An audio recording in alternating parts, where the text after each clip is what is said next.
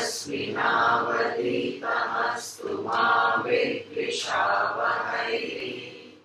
ॐ शान्ति शान्ति शान्तिः।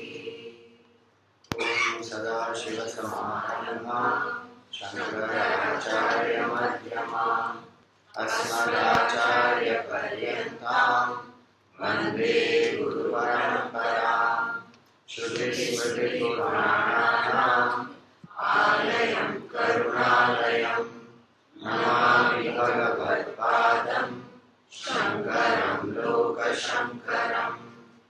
समस्तजनकल्याणे निरतं करुणामयं नमामि चिन्मयं देवं सद्गुरुं ब्रह्मविद्वरम्।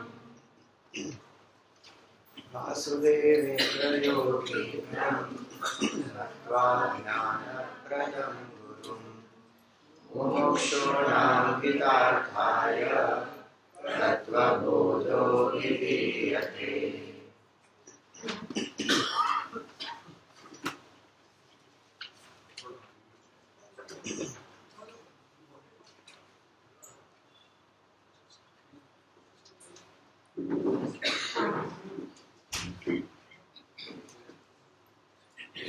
So we saw in this Tattvabodh the fourfold qualifications, and having cultivated those, a person approaches the teacher to know what is the truth.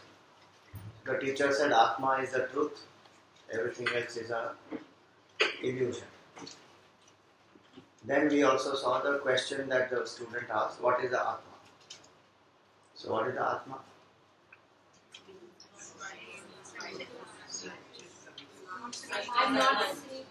Different from other than the five sheets, witness of the three states of consciousness, of the nature of Sat, Chit and Anand. Each of these is further elaborated. So the three bodies, so we saw in that gross body and subtle body. So gross body is made up of the five grossified elements got because of the good deeds of the past, goes through 6 modifications, and it is called gross because we are able to perceive and see. Subtle body has 17 elements. What are they? 5 senses of knowledge, 5 senses of action, 5 pranas, mind, intellect. And these senses are different from sense organs. Sense organ is the fleshy organ which is there in the body, which is a part of gross body. But when this Tattvabodh uses the word sense organ or senses, it means the faculty. So the capacity to see, hear, taste, smell, touch. And to make us aware that these by themselves cannot function, the concept of presiding deity is there. That each of these senses are as though governed by a presiding deity. Meaning that just to make us aware that there is consciousness because of which they all function. They can't function by themselves. Each of those deities' names we saw. Now we come to this causal body. What is it called?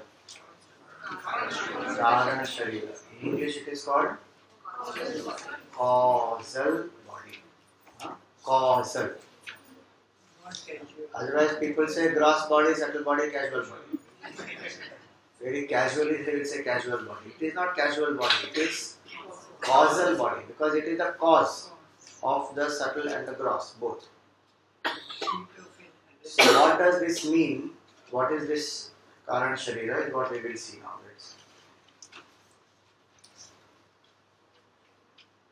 Kaarana shariram kim anirvachya anadi avidya rupam shariradvayasya karana matram satsvarupa ajnanam nirvikalpaka rupam yat asti tat karana shariram. So first of all, why is this called karana sharir? Because if you remember that ignorance chart, there we saw that when we do actions, we get the results, and we do action with the motive of getting happiness. Those actions are caused by our thoughts. So thoughts are the cause of the actions. What is the cause of the thoughts? Desire. Cause of desire? Vasanas. Vasanas are because of the incompleteness. So when I feel incomplete, then there is a desire, then there is thought, action, result, vasana. The cycle goes on. And why is there incompleteness? Because I identify with that which is incomplete. Why do I identify with that which is incomplete? Because I don't know that my nature is complete. And so the ignorance is the root cause of everything else. That ignorance is called here as the causal body.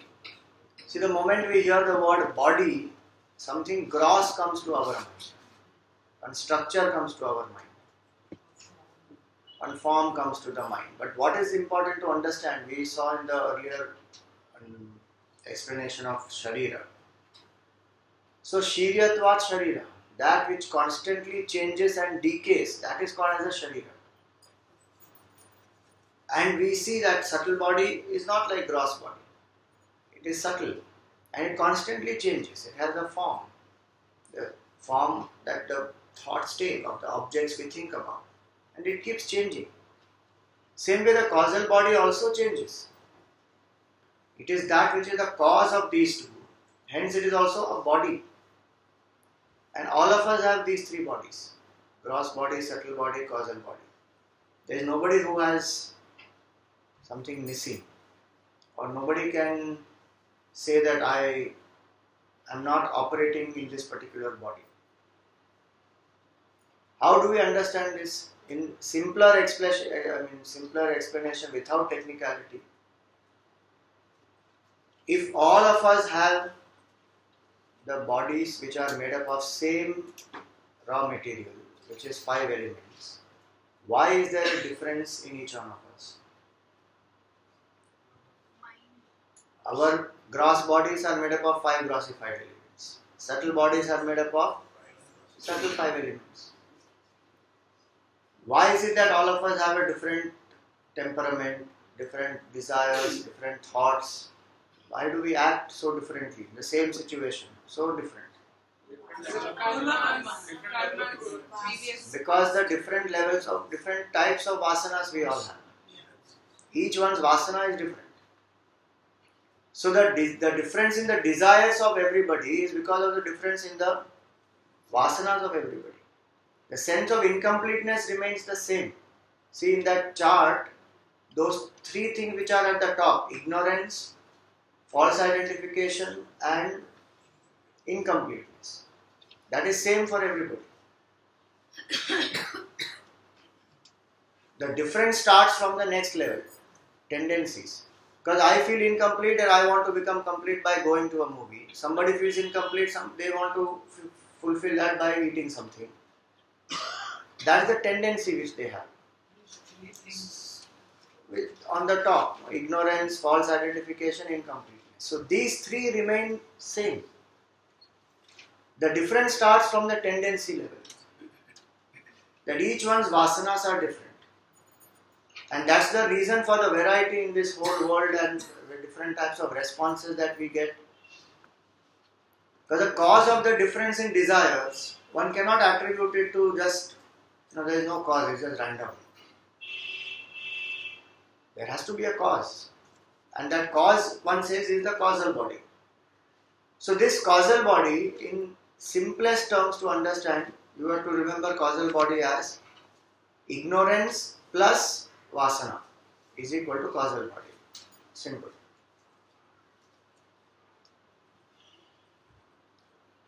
I don't know is ignorance.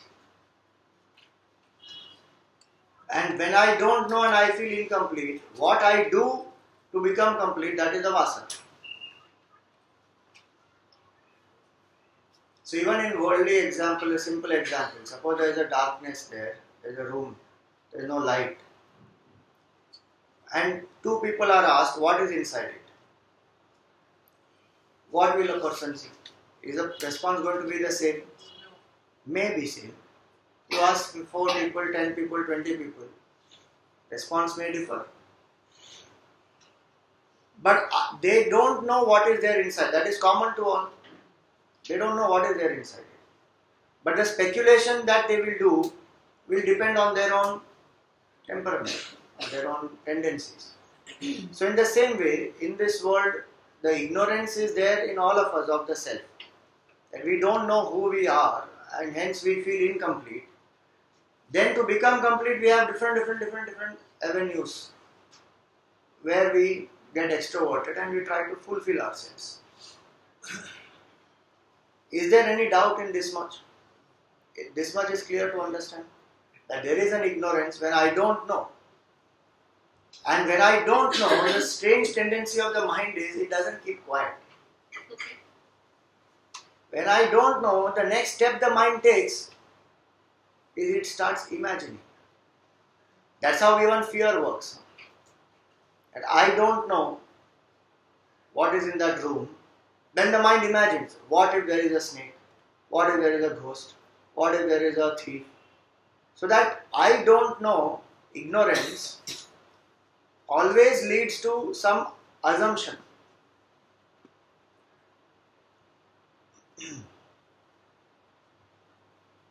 Gurudev used to say that non-apprehension leads to misapprehension. That's the human mind's tendency, that it will not remain quiet with I don't know. If it can remain quiet with I don't know and wait for doing the right enquiry, it will know what is there. Like if I ask that what is there inside the room, instead of imagining, one says, I don't know. If there is possibility, let me put on the light and see, then I will tell you what is there. The simplest solution is that. But the mind doesn't do that. Various reasons. So when I don't know, then the imagination starts. And each one's imagination will depend on their own past tendencies, experiences, so many things. Now let us see, if this is basically understood, then this much is the simplest understanding of ignorance. Causal body. That it is ignorance plus vasanas. Difference exists in the nature of the vasana, quantity of the vasana. So quality of vasana, quantity of vasana. In that there is a difference. But in ignorance there is no difference. All of us have the same ignorance.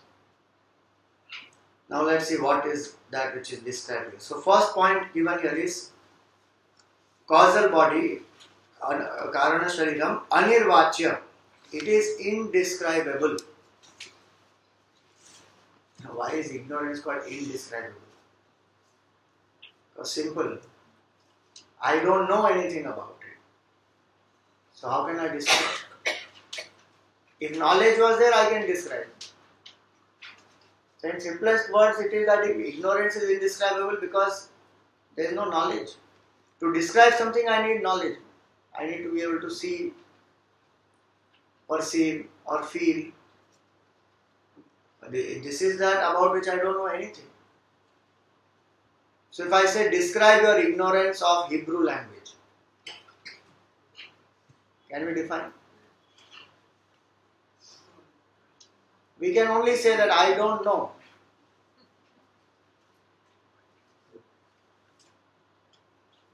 It is indescribable. Because it doesn't have form, no color, no size, no shape. There is no knowledge to describe it.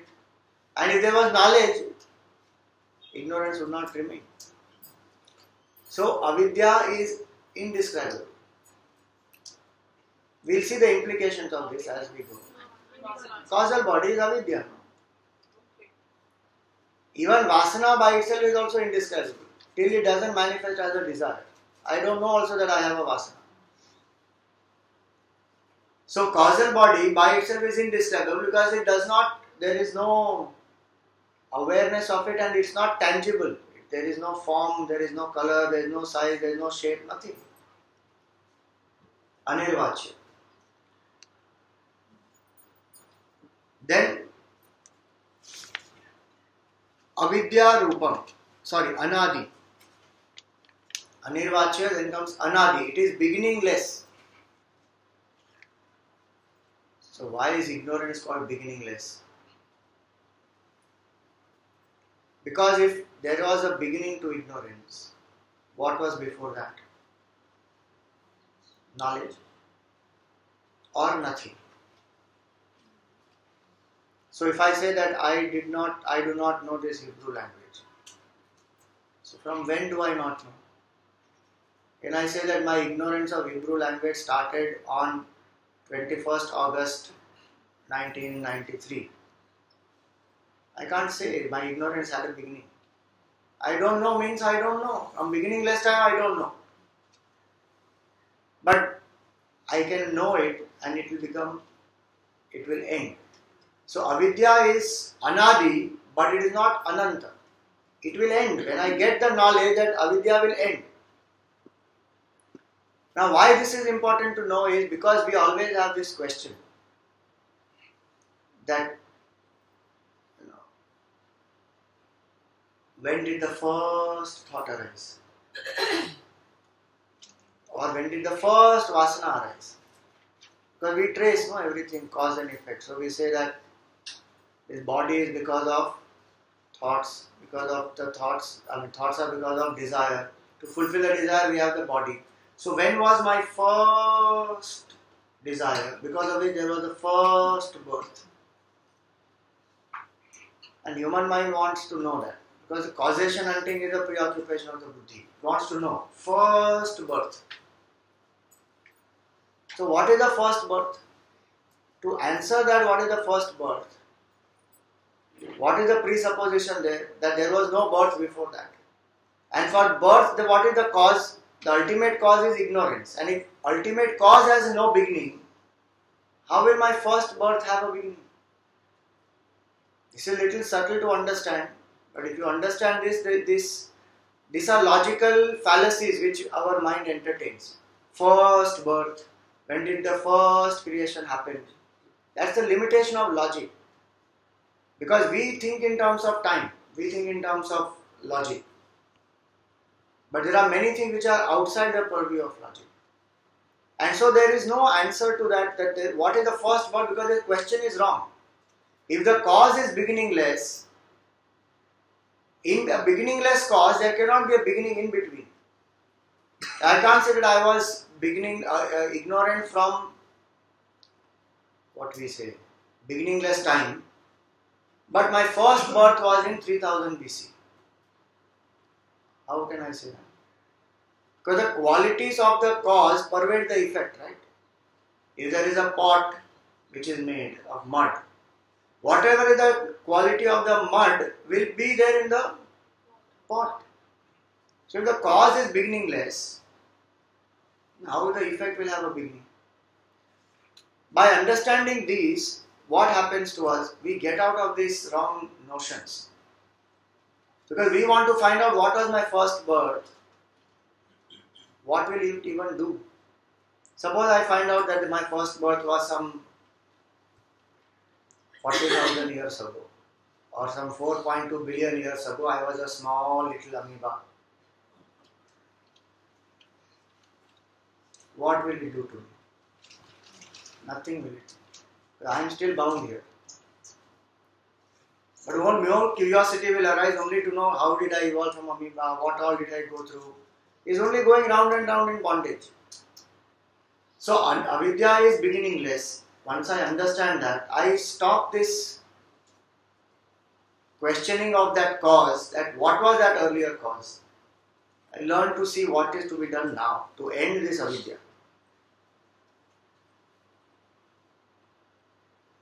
In simple way, Buddha explained this. There was somebody who had there was a thorn which pricked Buddha. So there was someone who got very concerned and said, "Oh God, From where did this thorn come? Is it very painful? How did this thorn come here? Why did people not remove this thorn? He said, you are concerned with the thorn or you are concerned with removal of the pain? Why did this thorn come here? From where did this thorn come? And who kept this here? And why did anybody not clean up? Are you more concerned about that? Or are you more concerned about the alleviation of the pain that one is going through? A lot of intellectualization happens in the name of causation hunting. The bondage which we feel, the sense of incompleteness which we feel, because of which there is so much of suffering, that needs to be handled. And that can be handled only when I become more sensitive and aware to that and not intellectualize and philosophize. So here he says, avidya is beginningless, and it's a fact that it is beginningless. It is not made up. So avidya is beginningless, it is indescribable, anirvachya, anadi, avidya rupam. It is of the nature of I don't know. Now I don't know what? So there are two types of I don't know. One is called I don't know about the objects. So that's called objective ignorance. And each one of us has objective ignorance. But they are different for each person. Somebody knows economics, somebody doesn't know economics. Somebody knows science, another person doesn't know science. So the ignorance of the objects, that is the objective ignorance. That is not referred to here. Here what is referred to is the ignorance of the self. That I don't know who I am truly. And knowing myself truly is the solution to all the other issues that I have in my life. Dependency, attachment, desire, agitation, stress, fear, worry, all these. So avidya rupam, when we say it is of the nature of ignorance, it is of the nature of I don't know, avidya. Vidya means knowledge, avidya means absence of knowledge. So what is the nature of this causal body? Like the nature of the gross body is 5 elements. Nature of the subtle body is again subtle 5 elements and thoughts and feelings. What is the nature of this causal body? It is of the nature of I don't know. Now when we are saying I don't know, remember we are verbalizing it here at this moment because we are using language. It doesn't remain in that form, I don't know, in those 3 words. It is that sense of, it's like darkness, which is absence of knowledge. Sorry, it's absence of light. Same way, the absence of knowledge of who I am, that is called ignorance. It is of the nature of I don't know. And that I don't know, the self, is common to all of us. And hence, anadi, anirvachya, avidya rupam, sharira dvayasya kaarana matram. It is the cause of the 2 bodies that we saw earlier, the whole cycle when we see. In that the body is because of the thoughts and desires, and the thoughts and desires are the subtle body. They are because of incompleteness, which is because of ignorance. So it is the cause of the other 2 bodies, hence it gets the name kaarana sharira, causal body. Sharira dvayasya kaarana matram. Sat swarupa ajnanam. So it clarifies that avidya rupam, it is of the nature of ignorance of what? Of sat, means my own true self, or what is the reality. I don't know what is the reality. See, in the world, that there is this type of an ignorance, that also is not known. Before we came to Vedanta, we didn't even know that there is a self. And not knowing that self is the cause of so many other issues in life. That's the play of ignorance. The way in which ignorance plays is that.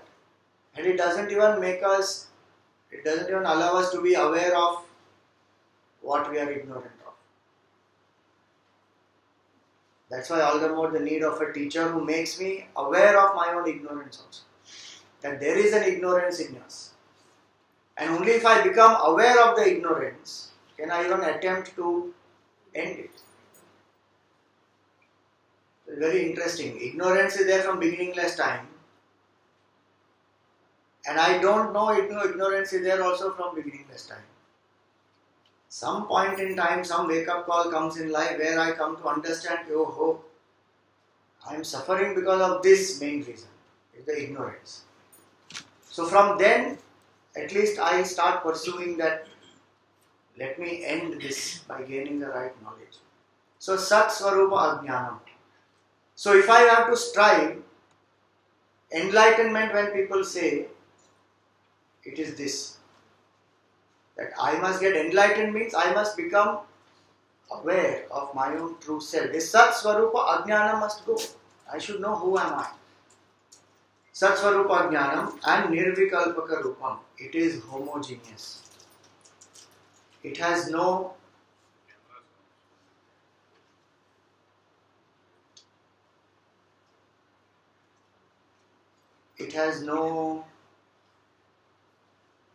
divisions, and it has no specialities. It is the same in all of us. How to experience that? How to explain that?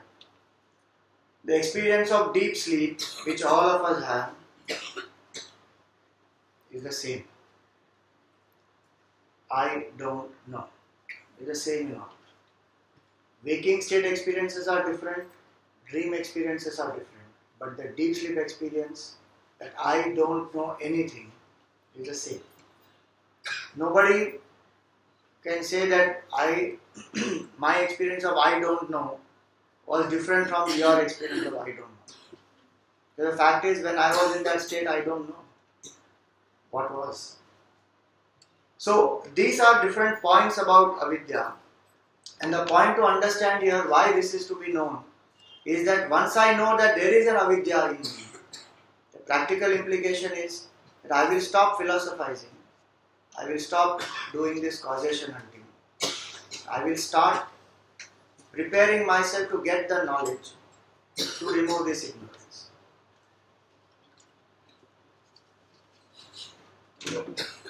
And it also makes me aware all those other questions which we have, that why is there a variety? Why are different people responding differently? Why is it that we have different types of desires in each of us? All these get answered very easily once we understand that there is an avidya, and that leads to vasanas. And the difference in the vasanas creates the entire variety. So that was the causal body.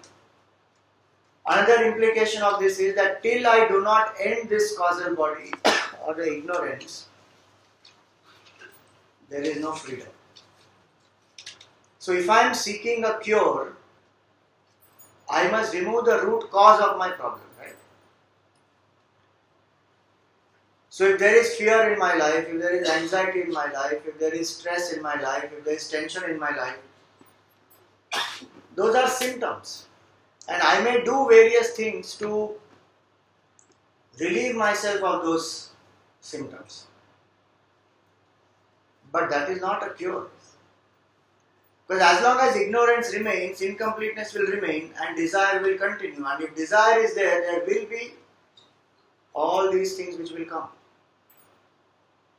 So if I know the root cause of a problem, then only I can remove it from that root cause, and then I can be cured. And that's why in the popular level of spirituality, there will be many relief methods which are available and which we take also. At one stage there is no problem. But a person who is consistently seeking that, how long will this happen? I need to get out of this state of constantly just seeking a relief and again getting back into the same state. That person wants to know what is the cause. That's where this causal body makes us aware that the root cause is ignorance. The root cause is not anything else. And just one. So, and when we know that the root cause is ignorance, see, depending on the diagnosis of the root cause, the solution also will happen. What is the opposite of ignorance? Knowledge. Is action the opposite of ignorance? Any amount of action I do, can that remove the ignorance? Like any amount of action I do, can I remove darkness? I can only do the meaningful action of bringing light to remove darkness. Because what is opposed to darkness is light. Same way, in our life, because we don't know that ignorance is the root cause of my sorrow, the importance that we give to knowledge is lesser than the importance that we give to action. So desire fulfillment and achievement at the action level gets more precedence always over pursuit of self-knowledge. There is nothing wrong in aspiring, having achievements or wanting to fulfill desire, but that's not the main purpose of life. Till this ignorance remains, I will continue to be an incomplete person, continue to feel the sense of emptiness. So that's why in the first class we spoke, a person who becomes aware of this emptiness is called as a seeker and wants to end that emptiness, not find a relief method. In relief method there is an escape actually, where not only I don't know the root cause of my sorrow, but I also escape from certain things which I don't want to face. My own mind, I don't want to face, so I run. That's why I find it so difficult to just be by ourselves. In today's age, especially most difficult. So much we are used to the technology and gadgets and all that, that to be by ourselves for 10 minutes, we start wondering what to do.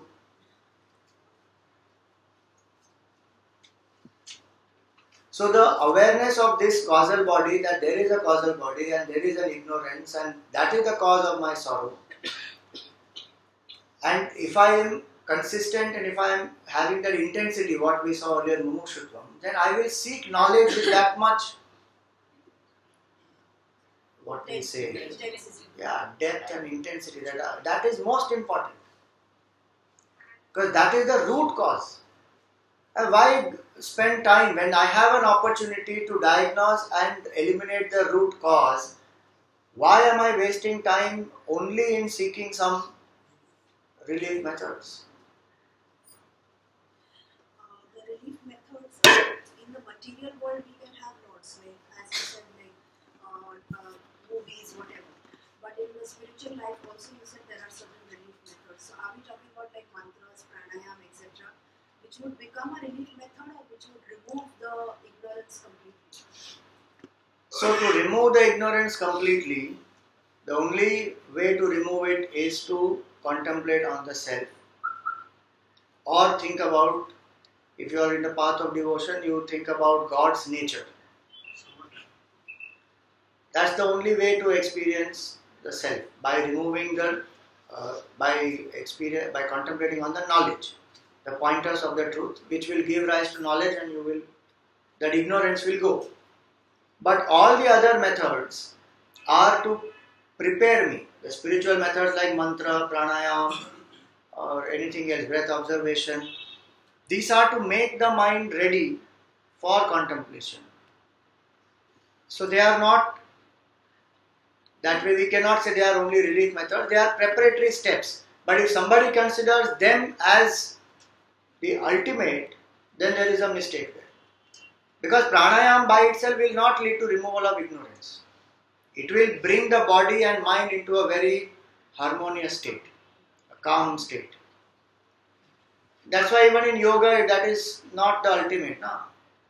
Yama, niyam, asana, pranayam. There is only fourth step. Then come dharana, dhyana and samadhi. So dharana is concentration.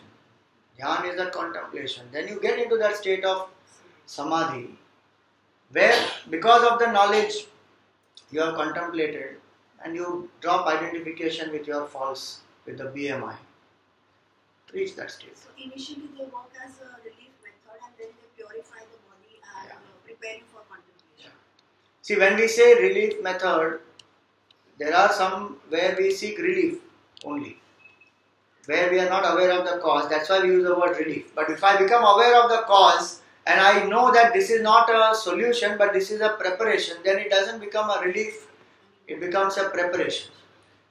The word relief many times is used in the quick fix sense, that I have a pain, I want a quick fix solution, take this, I have a relief from that pain. But I have not removed the root cause. So in that sense it is an escape, or it is a temporary quick fix solution to just deal with that much for that much time. And there is nothing bad about that.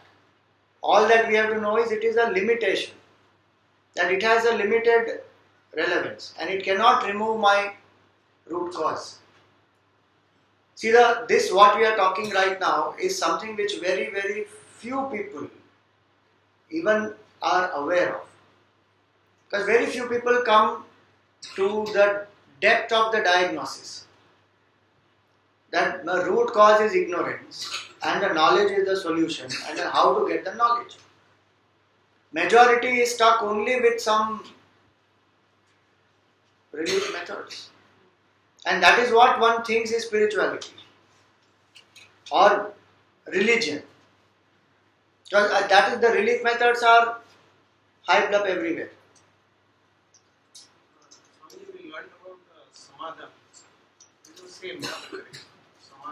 Samadhan is not samadhi. Samadhan is like fixing your mind on. Yeah, to concentrate on that single pointedness.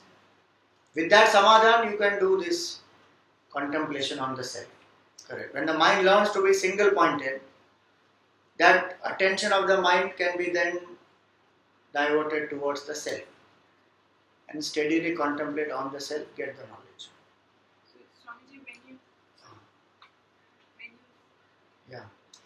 So, causal body is ignorance plus Vasanas. So, we have to remove ignorance or we have to remove vasana or both? No, you only have to arrive at the answer. Vasana is an effect. 1 minute, let him come. Vasana is the effect of what?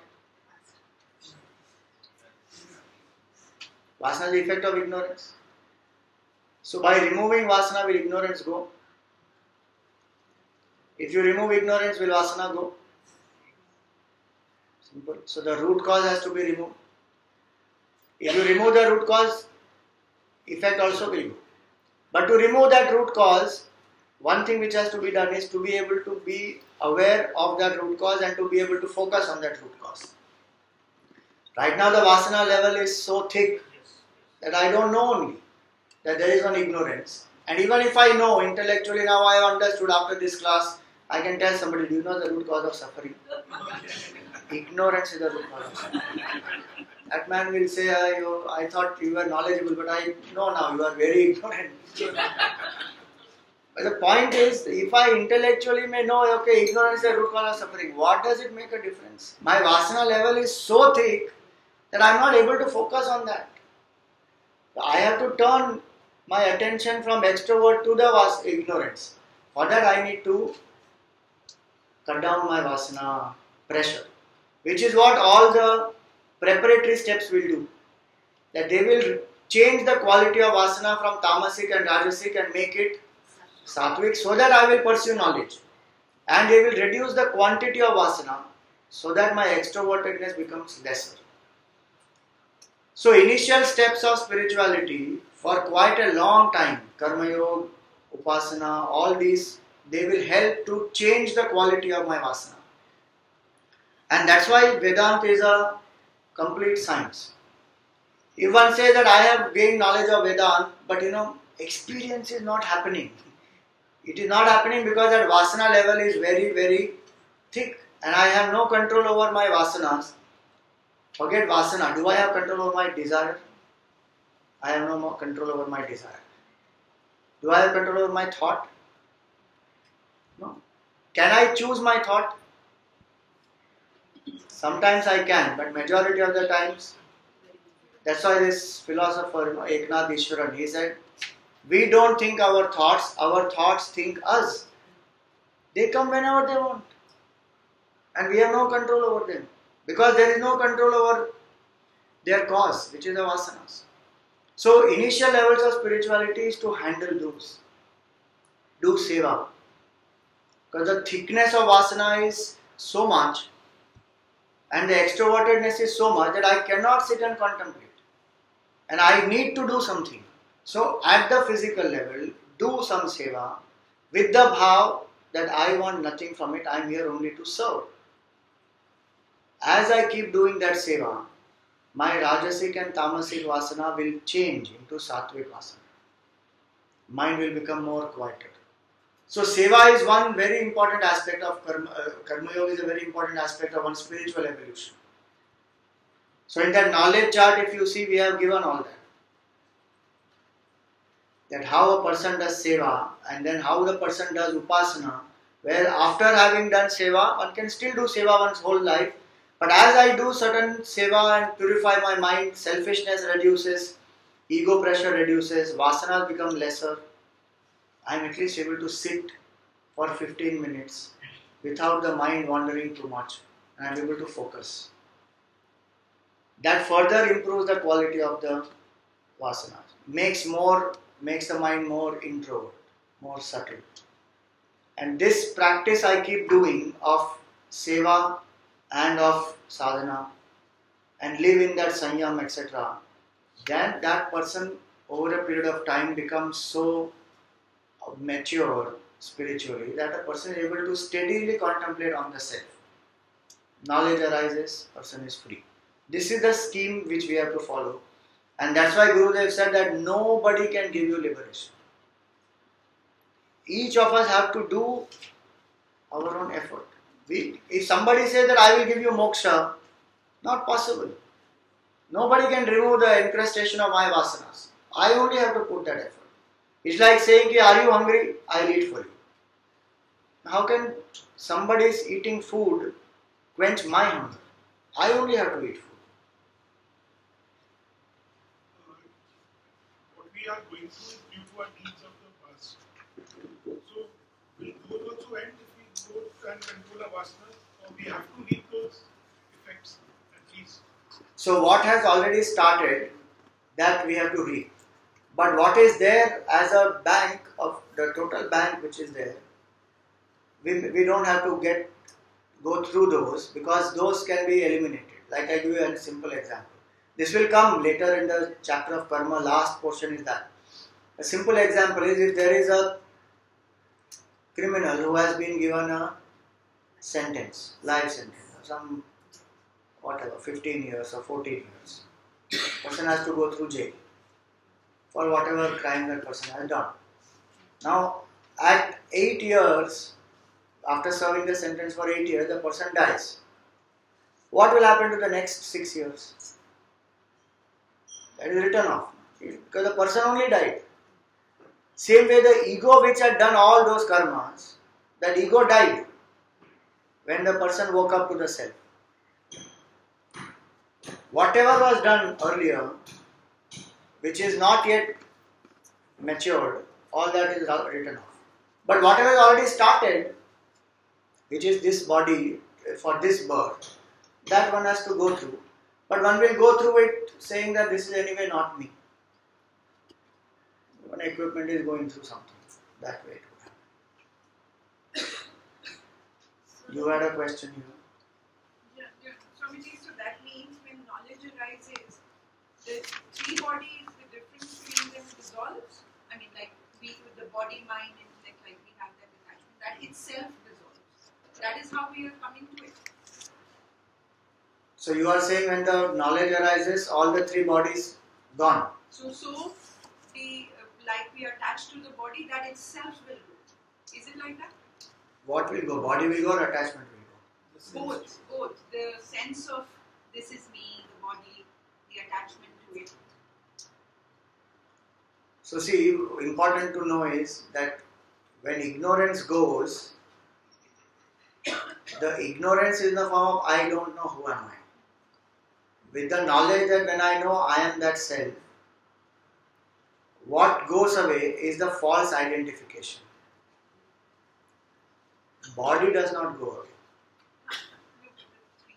Body doesn't go away, and the feeling that I am this limited jiva, that incompleteness which we have, that goes away. If body and mind go away at the moment of realization, it's dangerous proposition. Nobody will want to realize.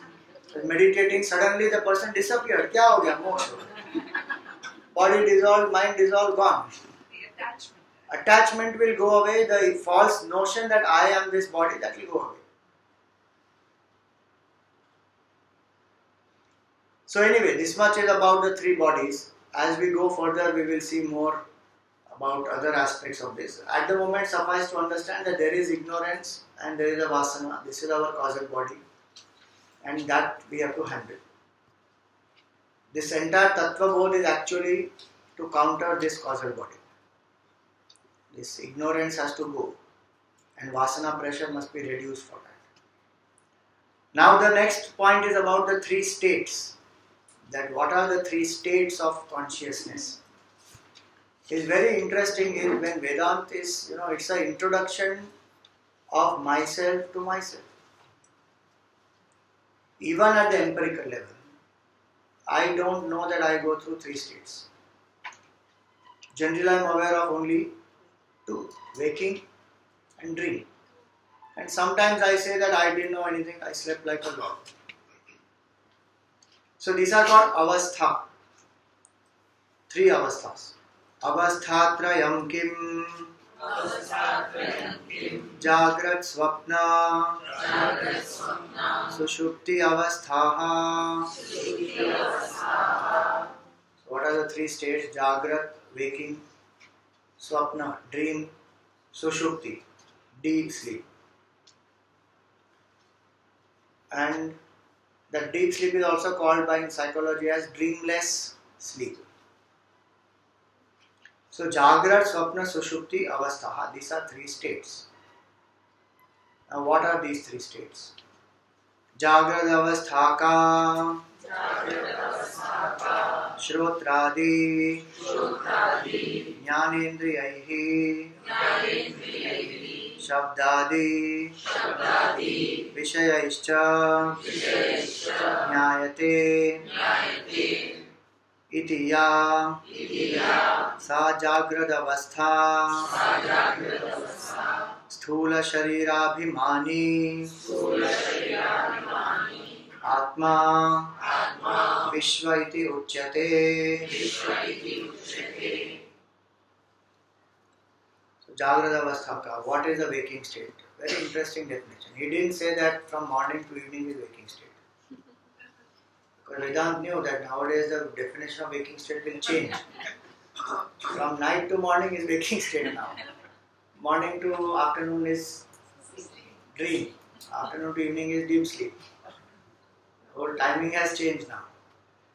So what is Jagrada Avastha? Shrotradi Jnanendriyahi. With the sense organs or senses of knowledge and sense organs in the body.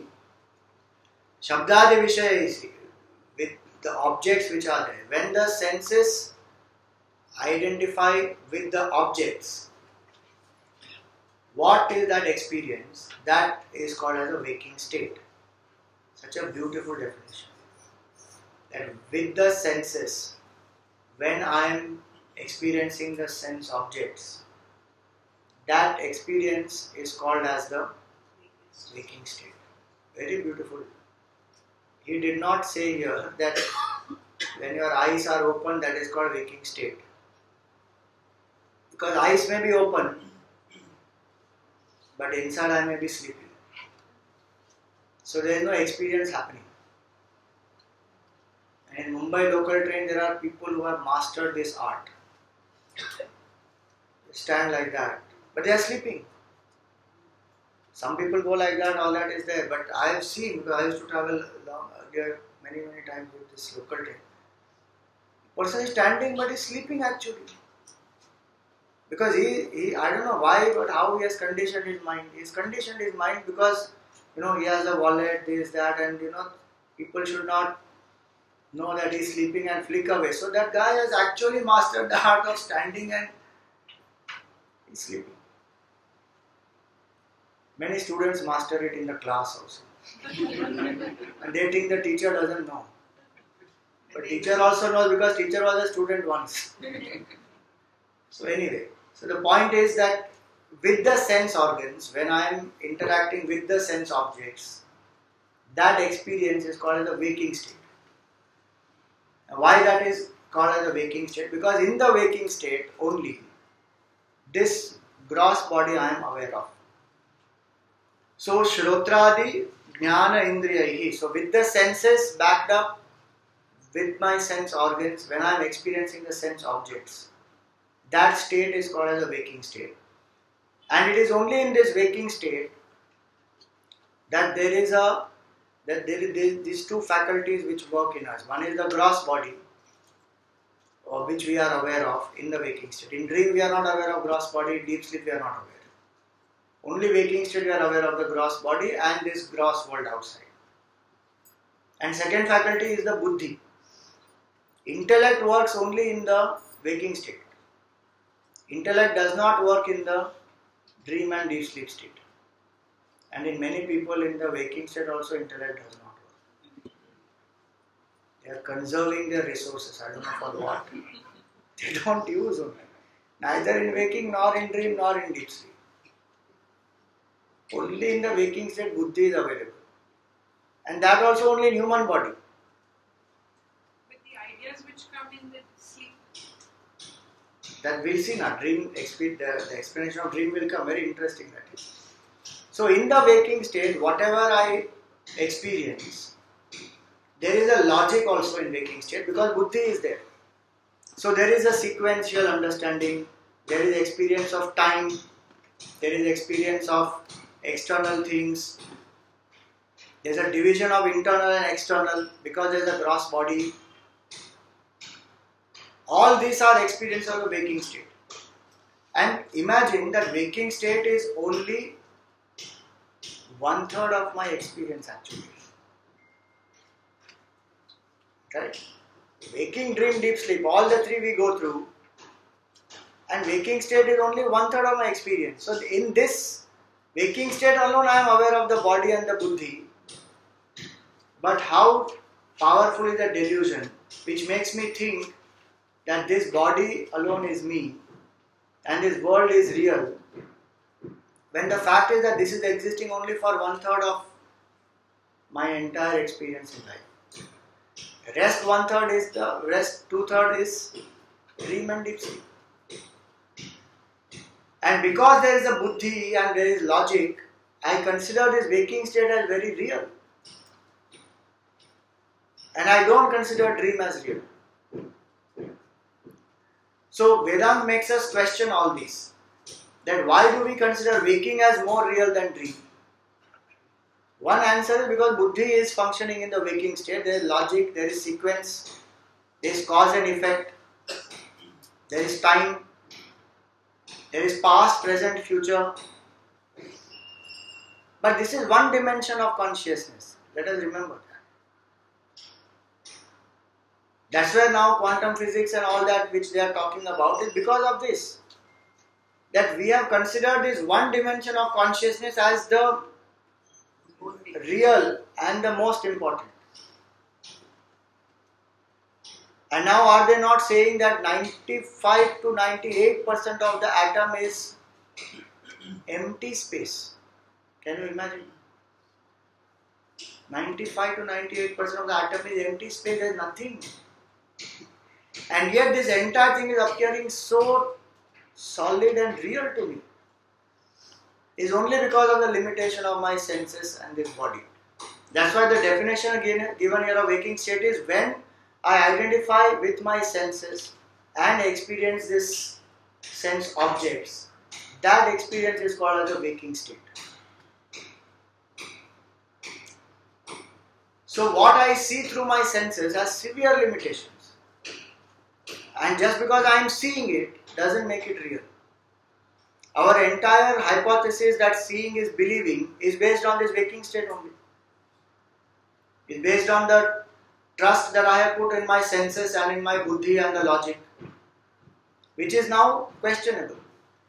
Because senses have a terrific limitation. And only when I rise beyond the senses do I actually see what is real. Otherwise, senses are showing only what they can show. Like I can see tangible objects through my senses, but science says, no, it is not tangible at all, it is empty. And still that illusion is being projected. Limitation of my senses. So waking state, right now to understand is in simple terms. When I identify with my gross body and with my buddhi, and I am experiencing the world where there is a difference between subject and object, inside and outside, that experience is called as the waking state. In Bengali, they have very difficult, they find very difficult to say work. So they will always say Vivekananda. So if you change, if you substitute that, so if they have to say waking state, they will say baking state. And in a way it is correct, we get baked only in the waking state. Where ignorance bakes us out completely and we think that is real waking state. So this is our waking state.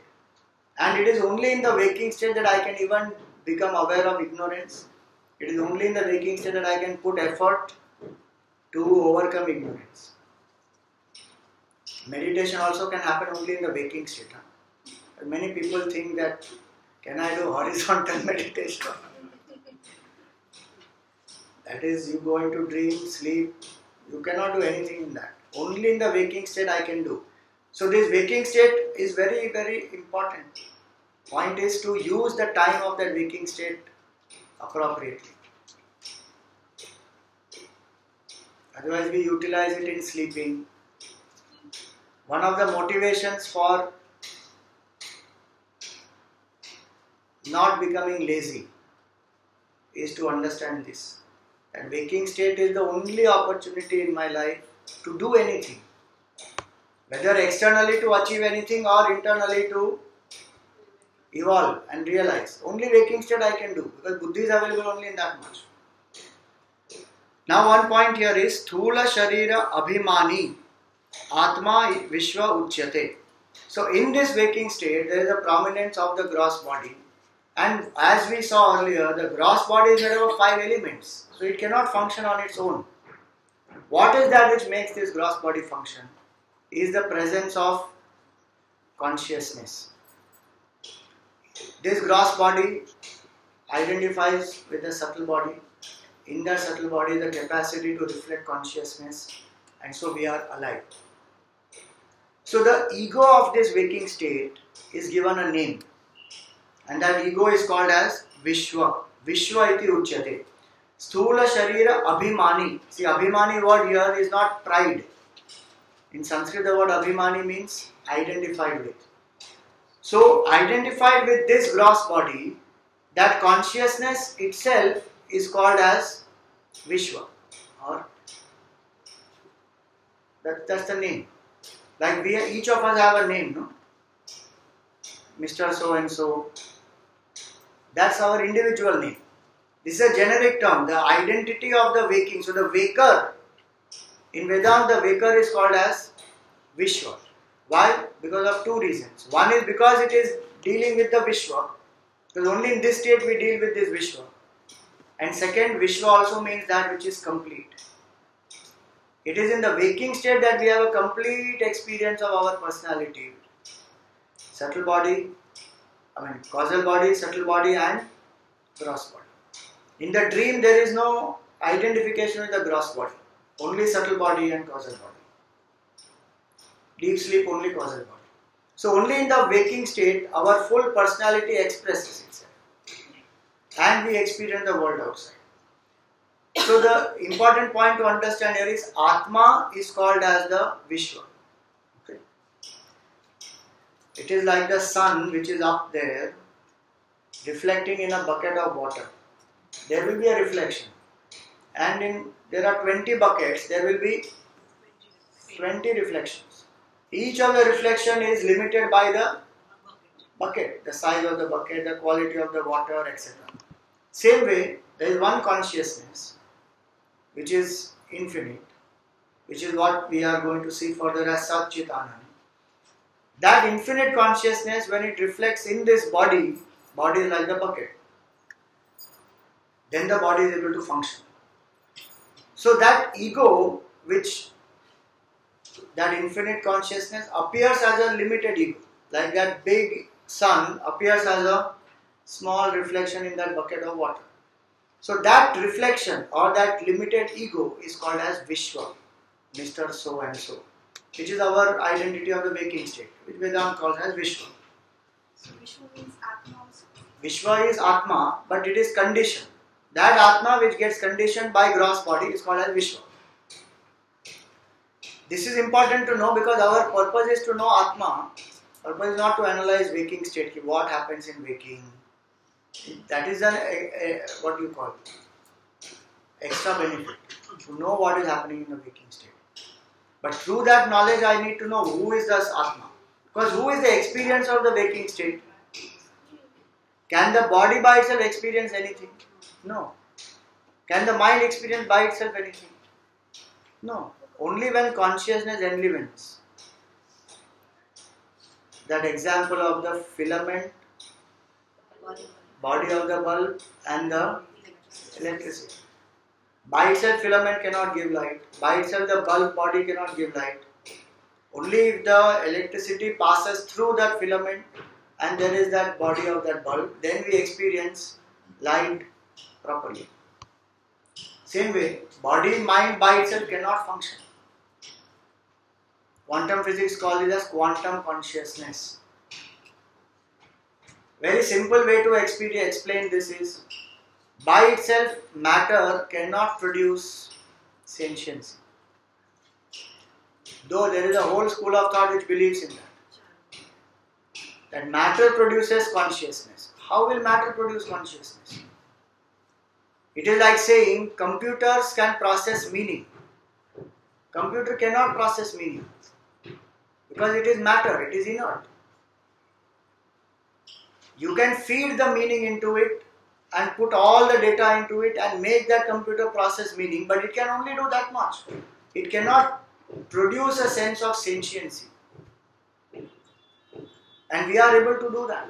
Not only we are able to be sentient and aware of it, we are able to process meaning, we are able to process purpose. So many things we are able to do. That capacity is not there in matter. Subtle matter or gross matter cannot do that. And hence we say that there is a consciousness. That consciousness functioning through the body and the mind in the waking state is called as Vishwa. So Mr. Waker, Mr. So and so, that Waker identity is called as Vishwa. And this is important because in the pursuit of knowing who am I have to go through this path. That at the moment I am thinking that this is functioning by itself, so I am this. But Vedanta says, no, this is not functioning by itself. This is functioning because there is a consciousness which enlivens this. And that consciousness is truly your nature. So throughout this entire discussion, our focus must remain on that Atma. That Atma is that which goes through the three bodies. It appears as the three bodies, but it is other than the three bodies. The definition of Atma, remember? That which is other than the three bodies, other than the three witness of the three states. So that is the Atma is the witness. Right now that witness is appearing as Mr. So and so because it is identified with the body, gross body. So the last line we should never forget. Atma Vishwa iti uchyate. That's a very important line. The purpose of studying these three states is to know this Atma. If I don't know that there is an Atma which is appearing as this waker and going through all this, my delusion will never go. I will anyway. Right now that's what I am thinking. That I am doing all this. Who is that I? That's the inquiry. That I actually is Atma. It's like if you ask what is that reflection? Reflection is nothing but the sun. Forgetting that sun, if we say reflection alone is, that's what we are doing right now. We've forgotten that there is a consciousness which is me. And now I am identified only with this reflection. Then I am thinking this is happening all on its own. This is a waking state. Any questions on waking state? Easy actually. Waking state is not tough to understand. Dream. Swapna avasthaka iti chet jagrad avasthayam yad drashtam yad shrutam tad janita vasanaya nidra samaye yah prapanchaha pratiyate सा स्वप्न अवस्था सूक्ष्म शरीर अभिमानी आत्मा तैजस इति उच्यते. So what is this swapna avastha? What is this dream state? Jagrad avasthayam yad drishtam yad shrutam. Whatever I have seen and heard, meaning whatever I have experienced through the senses, in that, whatever I experience, that creates an impression. Tad janita vasanaya. So vasana here doesn't mean that technical vasana which is unmanifest cause of desire. Here vasana means simple word impression. So if I see, right now I am seeing all of you, there's an impression created on my mind. Sanskar. You can say samskar. So that impression on that mind, that is called as the vasana here. Those impressions, so through the 8 hours of, let us say, waking state, I collect many such impressions. Then I get tired. I want to sleep. So from the waking state, I go into the state of dream. In the dream, what happens? Nidra samaye yaha prapancha pratiyate. Some of those impressions, they are projected. And a whole dream world gets created. Sa swapna avastha. That state is called as the dream state. So in the dream, what do I do? In the dream, I have the impression that I have collected in my waking state. Not only today, so many previous days, it can extend even to actually previous lives. So those impressions which I have collected, some of them are very strong and powerful ones, so they even repeat. Some of them are weak ones, so they come and they just go away. So in the dream state, I am not aware of my physical body. Buddhi is not active. Logic is not there. So sequence you can't find. Consistency you will not have. Cause and effect will not be there. And then weird things can happen in dream. They are only the subconscious mind emptying itself. That's all. And yes, to a certain extent, analysis of that dream may also make us aware of what kind of emotions, thoughts that I have suppressed within my psyche. So, dream is actually throwing up of the impressions collected in the waking state to make myself ready for the next day. Impressions I have collected in the waking state, I throw them out so that the mind again becomes ready. Just imagine the nature's mechanism is so amazing. If there was no dream state, we all would have been lunatic, 100%. You just think, is it not that in the waking state, after a certain point, we become what we call exhausted, mentally tired. After this Tattvabodh class, you will be like that. Already some of you are like that, I can see. Mentally switched off. Pata nahi kuch to chal raha hai, waking dream. I'll experience it practically. Even in the waking state, beyond a point when we take inputs and the brain has processed so many things and one gets exhausted. There is a limit to that mental capacity. And imagine there is no dream state at all. That's why psychology says that sure way to become mad, don't sleep for 3 days. You can start hallucinating. And it's a fact. Somewhere the mind will take its own rest. So one will feel sleepy, one will do whatever. If all that I do not do, and I just manage to keep awake and keep taking, I will start hallucinating.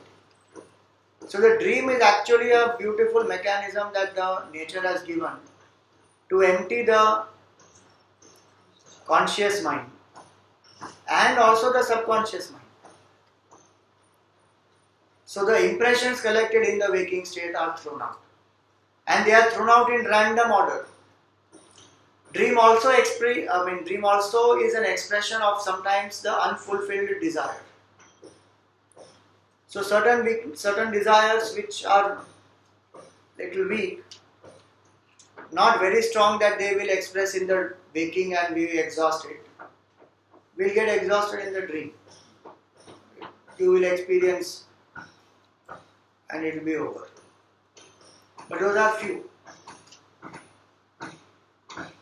So dream state is one aspect is it throws up all the impressions collected of the waking.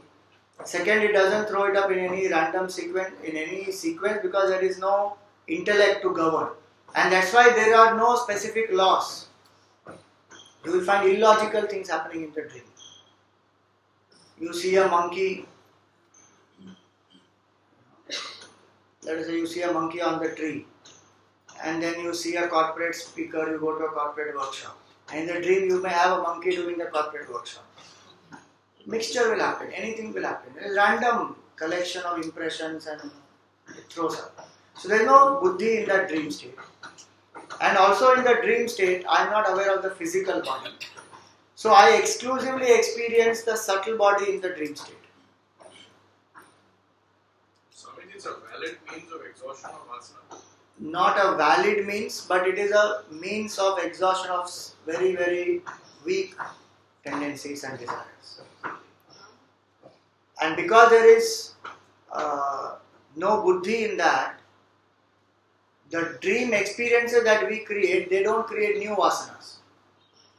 But because there is the throwing up of impressions, the weak vasanas which are there, like if I have a very, just a vague desire or a weak impression in my mind that, I need to meet such and such person. It's not a powerful impression or a strong desire. You may even meet that person in the dream, and that will be over with that. But it will not happen for everything like that. There are certain impressions which are very, very strong. They will come up, and the experience of that will be more intense also. So the idea to know all this is only this much, is that there is a subtle body in us, and that subtle body is experienced exclusively in this dream state.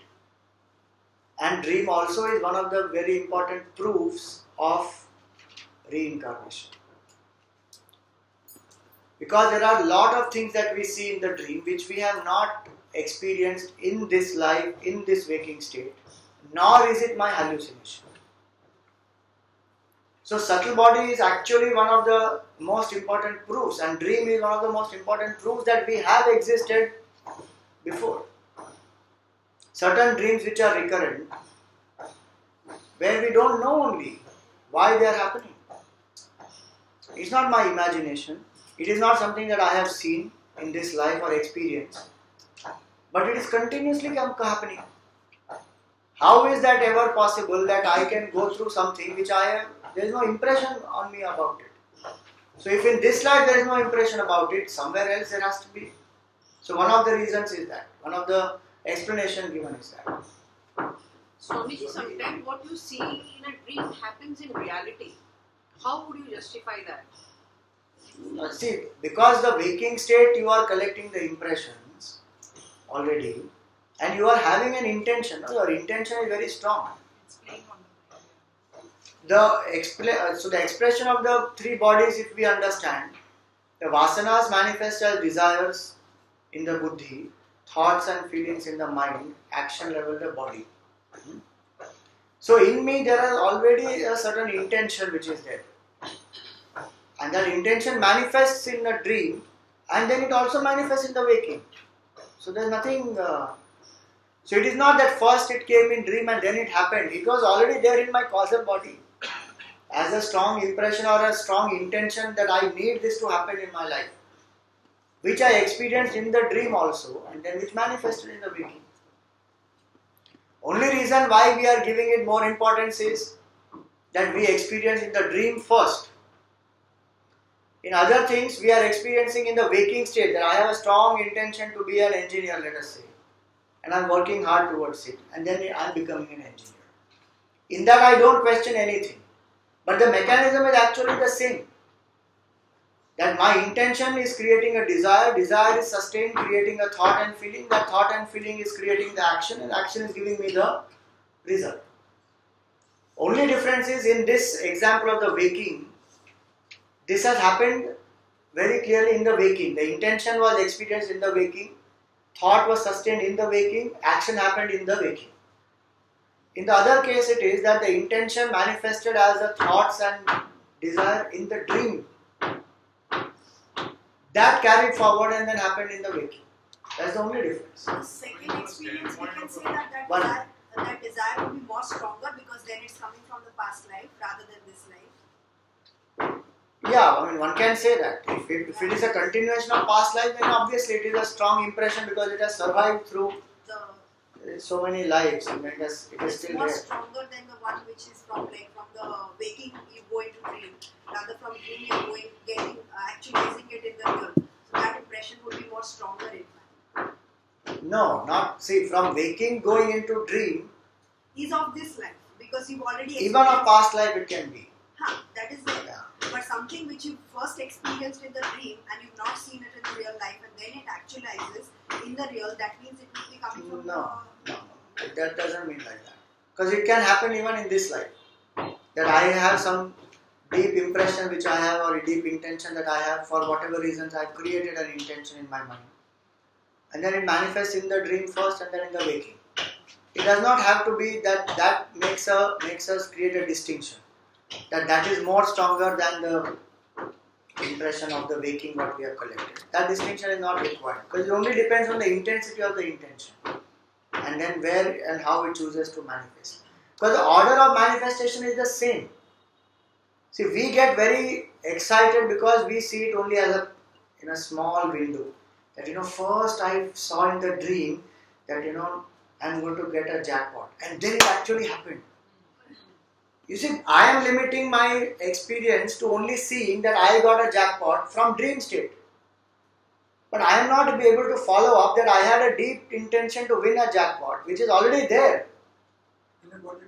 And I bought a ticket. And then I saw that in the dream and then it manifested in reality.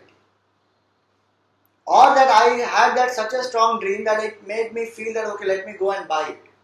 So then I feel that my desire, my action was prompted by my experience of dream, that in the dream I saw that I am going to win a jackpot, so I went and bought. But I am limiting myself to seeing it only from dream and waking state. I am not seeing it beyond that. That actually it is the vasana which is there, which is manifested as a very subtle desire. And because subtle body is there in the dream state, I experienced it in the dream state first. Then I experienced it here in the waking, it made me do something. So the power of that intention, I have forgotten that.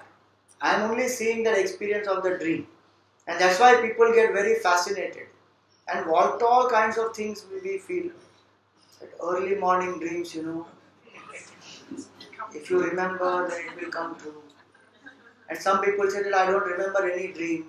Some people say I don't dream at all. It's not possible. You would have been lunatic by now. You may not remember that dream. That is possible. But I don't dream at all. Not possible. So, from the standpoint of a seeker, is it important or is it just a means of refreshing the system? But from a standpoint of a seeker, it is only that the system has been made, it will keep going. From the standpoint of a seeker, the only thing important is the last line here. Atma Taijasa Uchyate. Have you imagine the dream, how it functions? It's so stunning. There is no physical body. So I don't have eyes, ears, nose, any of these in the dream state. Means I am not aware of any of those. Yet I am able to see, hear, taste, smell, touch. I am able to do everything. How is that possible? So it's like, that's why the word for that self is Tejas. Tejas means that which is effulgent. So the impressions are there in the mind, consciousness illumines it, and then I see. So that's one of the ways in which we understand the presence of consciousness. That even in the dream state, how is it I am able to experience everything? It's because the consciousness is there which enlivens the mind and the mind projects everything. Swamiji, see, we have so many impressions, powerful, we for ages, and also every day we are adding more and more impressions. So, is there any way we can consciously accept the impressions or edit? Control the impressions. That's what the whole science is all about. That how do you do selfless work in such a way that your existing impressions get over, you don't collect new ones. When we come to the karma portion, we will do more detail about that. In the dream state, when we experience different things, does that have an impact on the gross body? So sometimes It has an impact on gross body because the mind and body are connected.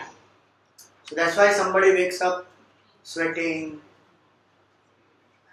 palpitations happen, all that, so many things happen because the mind and body are connected through the breath. So prana connects the mind and the body. And so what mind goes through, it will get transferred on the body. But that's happening all the time. In the waking state also that is happening. But in the dream state, because I am more aware of the dream and subtle body, what is happening on the gross body is little reduced. The effect of it is reduced. And also because the body is in a relaxed state already, the impact of that becomes much lesser. Is it like that? One. Most of the time we don't remember dreams. Is it because the ego is absent? No, ego is there in it. That's the waker. Just like the waker ego is called Vishwa, the dream ego is called Taijasa. There is an ego in that. But it is not the ego which we identify with generally as the waking ego, because in the waking state we have the buddhi. So there is a conscious sense of identity. In the dream state there is no conscious sense of identity, of self-awareness. It's only it's a very weak identity, and that identity also changes. That's why in the dream we can become anything. Then why don't we remember? No, see, that remembering is a completely different point there, because it is dependent on the intention, it is dependent on the memory, it is dependent on what is the person's approach or attitude. Where I understand that this is just emptying, I don't need to remember. But where somebody actually feels that no, they are very important, I must know, they may remember more. So those are different factors which affect the memory. So there are 2-3 points about dream I want to finish today, because then the discussion on dream is over. One aspect is also this, that the time and space of dream are completely different. The relativity of time we can understand through even that point of dream. The longest dream, psychology will say, is between 2 and 5 minutes. There cannot be a dream longer than that. Just imagine, and we feel so many years have passed. Whole night has passed. Between 2 and 5 minutes is the longest dream possible. After that we again go back to waking state, deep sleep state, or there is a suspension, and then again it starts. Point to understand here is that time is a relative phenomenon, appears as per the mind. Even at the physical level, in waking state also, if something is very interesting, time goes like that. And where it is not interesting, then keep seeing. And कब खत्म होगा? 1 minute बाकी है. So anyway, the point is that the time is relative and time functions. So the whole quantum of time in the dream state is different, and space also. But I am not aware of this space. It is a very simple point to understand. There is time and space are projections of the mind. Science will tell us that now. The time and space are projections of the mind. If mind is not active, time and space is not active. That's why in deep sleep, no time, no space. Because mind is not there. One aspect. The time and space are relative. Another aspect also is that dream is a very beautiful experience that nature gives us every day to make us aware what will be our state when the body dies.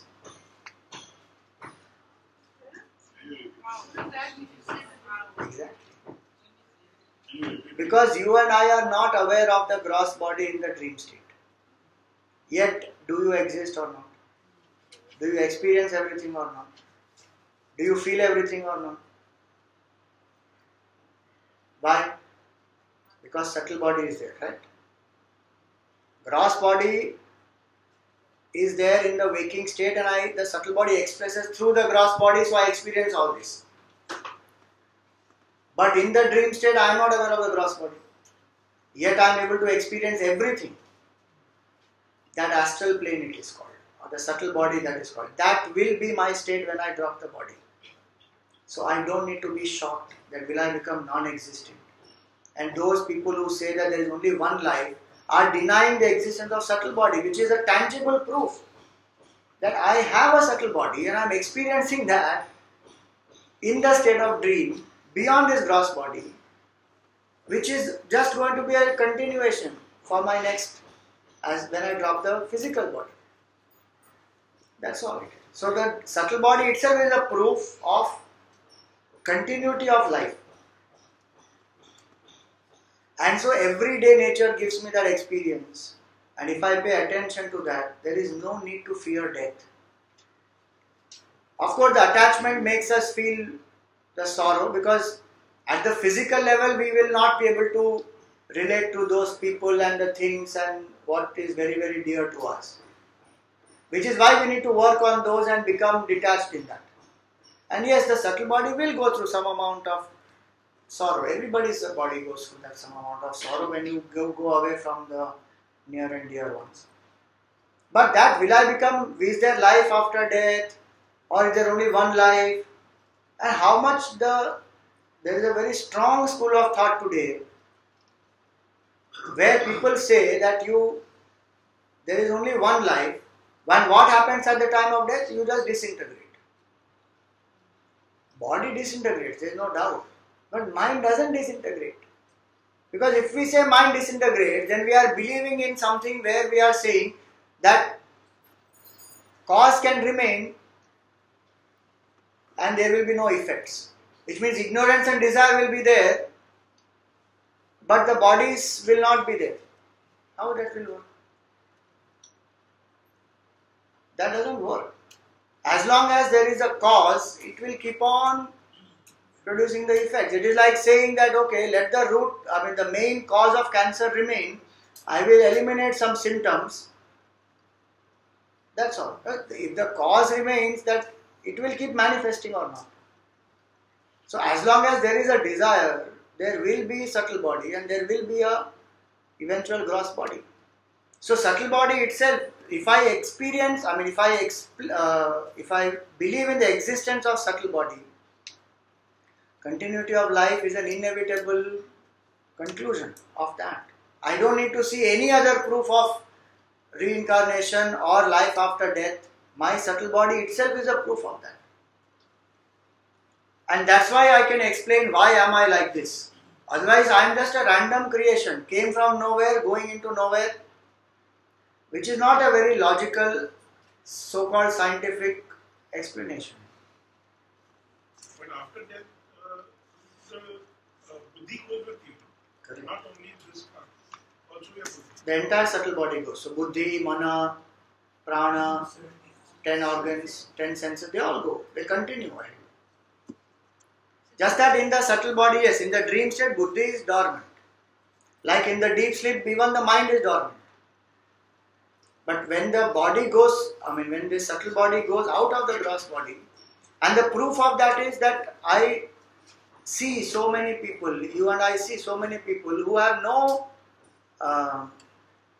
training in certain things, but they have the knowledge. How is it that Beethoven or a Mozart are able to compose symphony at such a young age? How? Because the buddhi is there, which is acquired, and then that is carried forward, and it's taking a new body. How much time does the gross body would take to get another subtle body would take to get another gross body? So Nobody in between, can. then we are somewhere else. No, you are in the thought realm. That's what it is. The astral phase. That's the astral phase. No? Just like you are in, and there is a ethereal body which you get at that point in time, which is not like a gross body. So the mind needs a body to move ahead or to attach itself. So it gets an ethereal body, no doubt in that. But that's not like this. That's not a gross body. But it is predominantly in the form of thoughts. So when you say you achieve moksha, you are exhausted that desire in that subtle body itself, and that's why you travel to God. Yeah, you attain moksha means you remove that ignorance. Then the incompleteness goes, desire is not there. And even if desire is there, it is not with that feeling that, only when I get this then I will feel happy. One is happy and then one has. When there is a desire, it is there. Like a child may be playing with a toy, and the child has a desire and, craving and all that. But a father playing with a child has no such thing. The father may still play. So what was that sentence? What did you say about dream and death? So I said that subtle body is a proof of continuity of life after death. One of the proofs is that. Right. So our next class is on next Sunday. 3 announcements quickly before that is